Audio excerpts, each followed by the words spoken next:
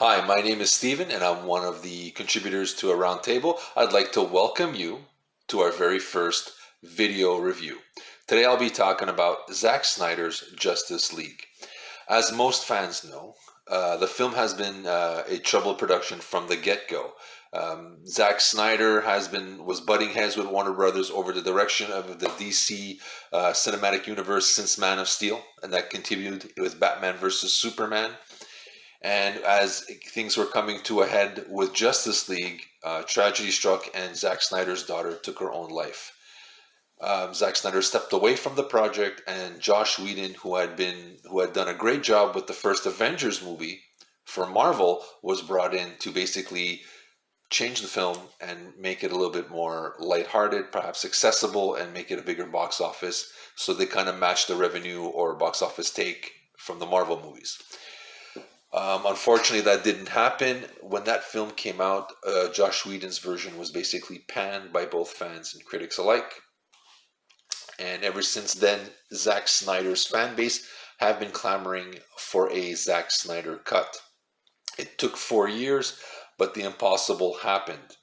HBO bought it, invested approximately, the rumor has it, about $70 million, and they reshot some of the film, added other scenes. I'm not sure exactly everything that was done, but it became a 4-hour movie, if you want to call it that. It is 4 hours long, as everybody probably knows by now. I mean, everything has been put out there on the web, but it is 4 hours. That being said, I'm not a diehard Zack Snyder fan. I thought 300 was okay. I'm learning to really like Man of Steel now. I see where he was going with it. Batman versus Superman is a mixed bag for me, and so I didn't have high hopes going into this. So that's why I waited a few weeks after the hype. I wanted to die down, watch it as it is, watch it as just the next Zack Snyder movie. So watching it, I watched it. I did it in one sitting, which I am impressed. I did not think I could do 4 hours of Justice League, but I did it. It took about maybe 5 hours and 15 minutes in total. Took a few breaks here and there, but I did it. With that being said, I'm going to be honest. I'm not a diehard fan of Zack Snyder.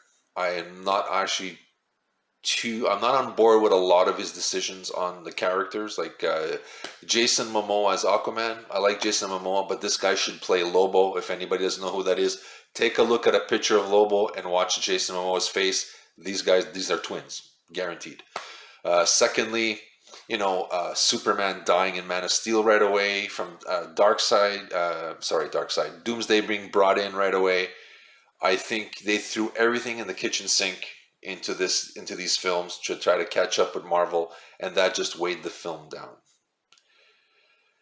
Now going into this one, extending it to 4 hours does give characters room to breathe, most notably Cyborg, and I would say Steppenwolf. Steppenwolf, who was the villain, is basically showing his motivation. He's trying to get into Darkseid's good graces. He's apparently betrayed him in the past and has to get these other worlds to fall under Darkseid's rule.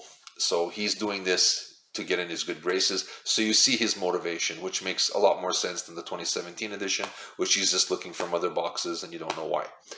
The other one is Cyborg, where you kind of see his journey from being this, football hero, super intelligent kid in college, to his life basically ending for him, and he considers himself like a monster in being a cyborg. And as you see his journey coming through, as he sees that he may not look human, doesn't make him any less human, and you see that transformation. And I thought that was pretty refreshing and a really good addition to the film. Also, I really thought that this was probably Zack Snyder's most rewatchable film. I can see myself going back, maybe not watching all 4 hours, but certain segments I can go back to. Maybe in a year or two I'll watch the whole thing again. But to say that and not being a fan of Zack Snyder says how good this film can be if you allow yourself to be immersed in this world. Bottom line, I'm still not crazy about all his decisions. It's still, there's flaws in this thing, but you know what? It's better than I thought it was going to be. I give him kudos for going back. I give kudos to the Zack Snyder fan base who got this done. I never thought I would see this. I don't think he saw he would. Zack Snyder thought he would see this, and it's here. It's not as bad as I thought. It could be the best DC movie right after Wonder Woman. Is that saying much? That's up to you. I think it's good. It's worth your time to watch it once. I think giving these characters a chance to breathe, expand, and have their motivation brought out fully really makes for a better film. The only thing that bothers me, 4 hours, it is watchable at 4 hours, but I think this film would have been epic or the best DC movie if it was brought in under the 3.5 hour mark. And I think you would have had kind of like that epic Lord of the Rings kind of film. This kind of at the end, you kind of go, let's go, wrap it up, let's go. So a little too long for my taste. Still, it's watchable.